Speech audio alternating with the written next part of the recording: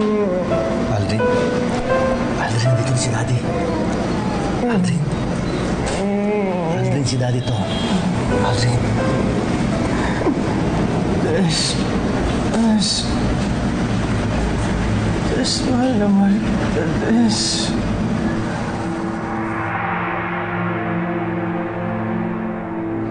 Tess, anak. Oh, bakit mo ginagawa yan? Hindi ka papapasok? Nay, di ba mag-aaral na naman po ako? Oh. Malapit na po kasi yun kaya naisip ko baka pwedeng hindi na lang po ako papasok. Aasikasuhin ko na lang po yung enrollment ko. Alam ko meron kang iniiwasan. Pero alam mo anak, kung sa buti pa nga, iwasan mo na yung Aldrin na yan, ha? Halika na, tutulungan kita. Sige. Marami ka bang nalabahan? Opo. Sige, paabot mo sa Nanay. Salamat. Magandang araw po. Oh. Magandang araw po. Sir Tony. Magandang araw po. Paano niyo po nahanap ng amin? Pinagtanong ko sa opisina yung address mo. Kaya ako nalaman. Des, pasensya ka na. Pero kailangan mo sumama sa ospital.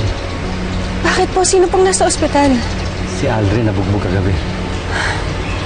Hindi pa alam kung sino pero kinawawa talaga siya. Hinahanap ka niya. Tinatawag niya yung pangalan mo. Sumama ka sa akin sa ospital baka sakaling magising si Aldrin. Please.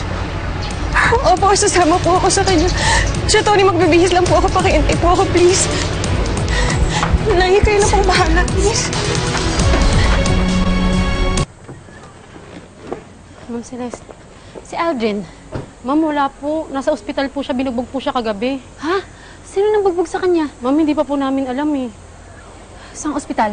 Pupuntahan ko siya ngayon.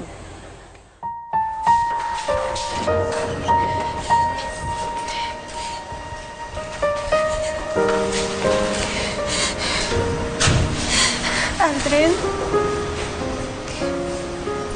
Bessie. Aldrin?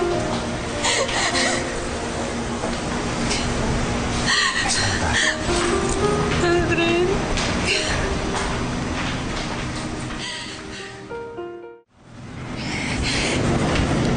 Aldrin?